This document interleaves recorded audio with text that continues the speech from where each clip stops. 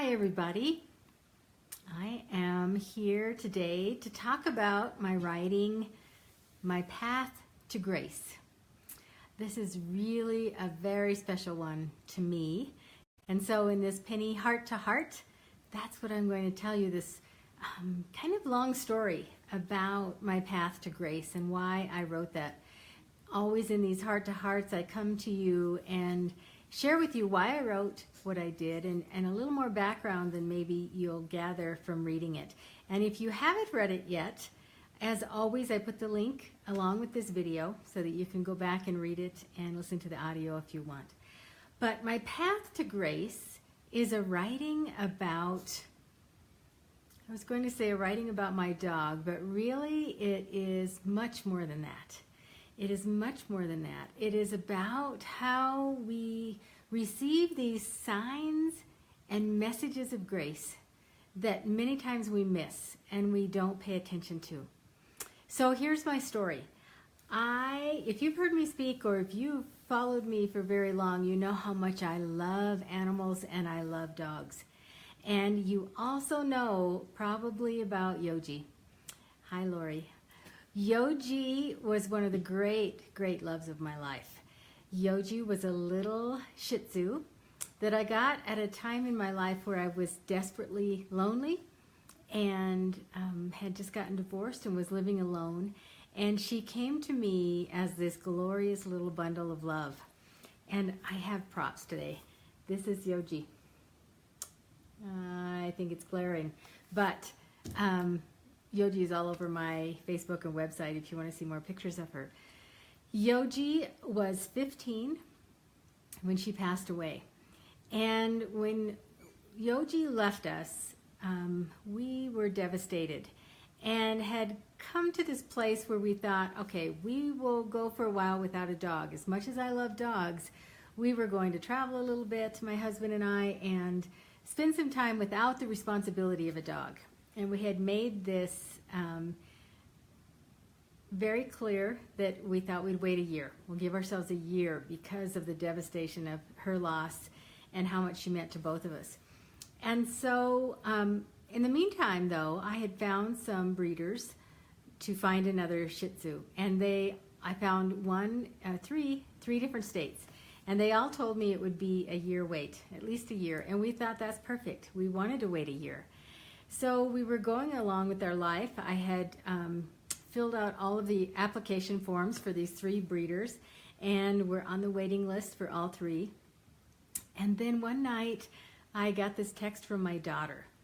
And you've heard me talk about my grandchildren, but my daughter said in this text, and the actual text is on this writing, if you go to my website, it said, Brady, one of my grandsons, who was 4 at the time, just said that Yogi is in heaven and that Grandma is getting a new Yogi dog on Tuesday. Is this true? And that made me chuckle. And I answered my daughter and I said, well, yes, it's all true except Tuesday. I believe Yogi is in heaven and I will be getting another Yogi dog, but probably not on Tuesday. But it made me chuckle that he came up with this and she sent that text. Well, it was a couple nights later and I had this dream. Now, I believe in dreams, and especially on the occasion where I have a dream which is so clear and in color and so real that you don't feel like it's a dream. I don't feel like it's a dream, that I feel like it's really happening. And I really believe we get messages in our dreams. This dream, Yogi came to me and she had puppies next to my bed and several puppies. And I looked down and I saw these little puppies and I saw one in particular that was white and copper. Now Yogi was black and white. But I wanted for my next Shih Tzu, I really had a vision in my mind of a copper and white one. So in this dream, I knew there was more puppies, but I could only see one. I could only see the copper and white one. And Yogi started walking away in my dream, and I called at her, and I said, Yogi, get back here. You can't just leave these puppies here. You have to take care of them. If you're going to bring puppies, you've got to take care of them. And Yogi was shaking her head in my dream and walking away. And I remember feeling a little frustrated with her that she would just leave these puppies. And I also remember how clearly I could see this white and copper puppy. The dream was so impacting to me that my husband and I, or maybe I, talked about it the whole next day. And he was kind enough to listen to me describe this dream over and over again and say, what do you think it means? And why do you think I had this dream? And why would Yoji bring these puppies to me in this dream? Well, I kind of got past that, and it was a little while later. We were watching TV one evening, and as we often do, we have our iPhones or our iPads next to us when we're watching TV, and I received an email from one of the breeders in Nebraska that I was on the waiting list for. And she said, I have this little female puppy available. Are you interested? And she sent me a picture. Again, this picture is on that writing if you go look it up. And it was a white and copper puppy, exactly like I visioned I would be getting, exactly like the one in my dream. And I made the screen bigger and looked in this puppy's eye, and I could see Yoji, and I could see Yoji's eye. And of course I started crying, and I didn't want my husband to see me cry. And I kept hearing the word grace. So I just forwarded the email to my husband, who was just, right across from me watching TV. And I just waited for him to get the buzz on his phone and watched him open it, and he did the exact same thing I did. He made the screen bigger. And I saw him look at the eye of this puppy, and I knew he was feeling the same thing I did. We were seeing Yoji in the eye of that puppy. And he looked at me and he said, what are we going to do? And I said, I don't know. I mean, we had had long discussions. We had decided we were waiting, and we weren't getting a puppy right away. We were going to wait for a while, and this was like a month after Yoji passed. So we went on with our day. I asked the breeder several questions, and come to find out, this little one was the runt of the litter, as Yoji was, but she was so tiny that the breeder didn't think she would survive. And that's why she had never offered her to anybody on her waiting list as an available puppy. And she had spent many nights up all night with this puppy, hand feeding it, nurturing it, getting it healthy. And then she got so attached she wanted to keep her. Well, she realized that probably wasn't a wise decision, that she had a couple Shih Tzus, and so she didn't need another one. And so she went through her stack of people on her waiting list.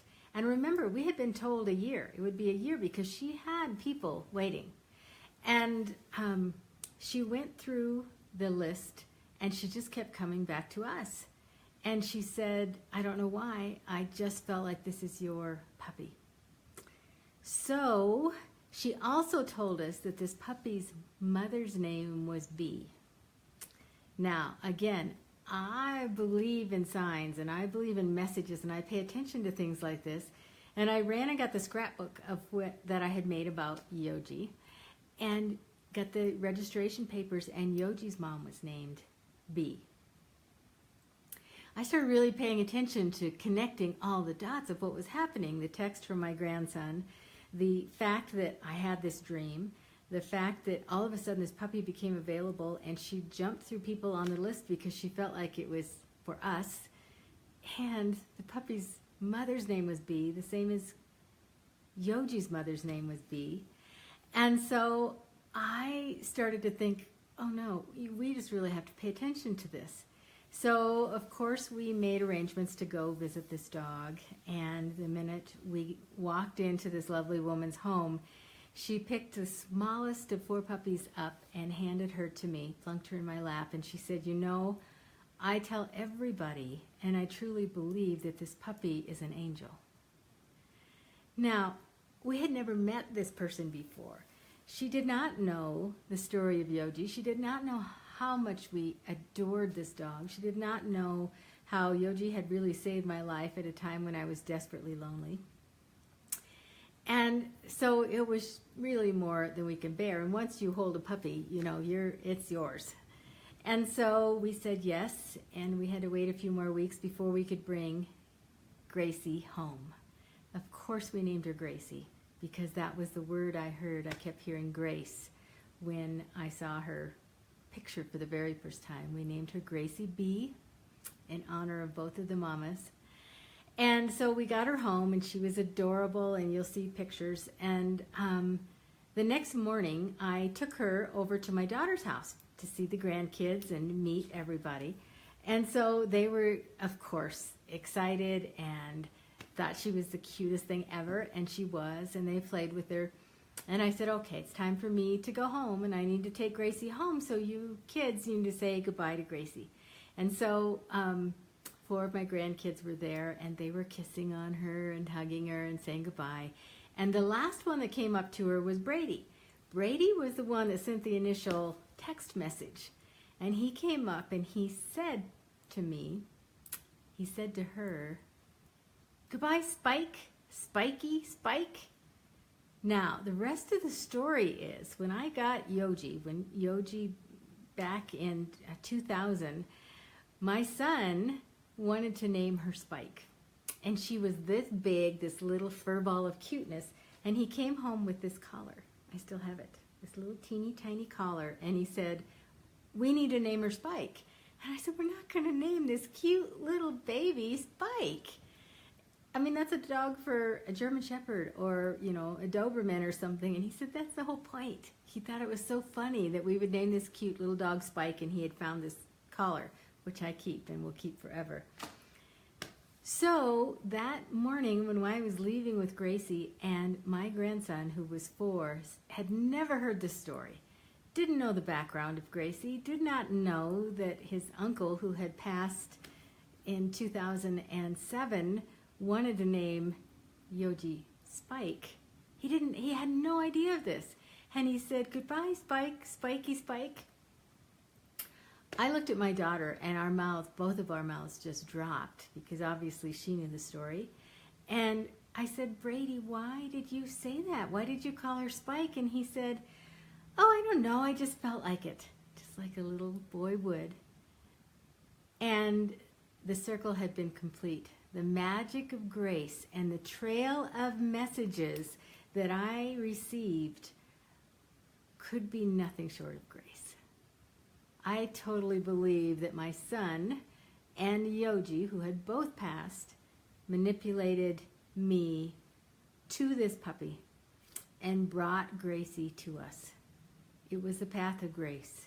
And I think, again, this story is about my experience and the love of my dogs and how this happened. But really, the story is about following the messages and following the path that is laid out before you and listening to grace. That's why I wrote My Path to Grace. It is such an emotional thing for me, and I love Yoji, and I love Gracie, and I believe there's a lot of Yoji in Gracie. Making that screen big and seeing that eye was no accident. The fact that both of their moms are named B is no accident.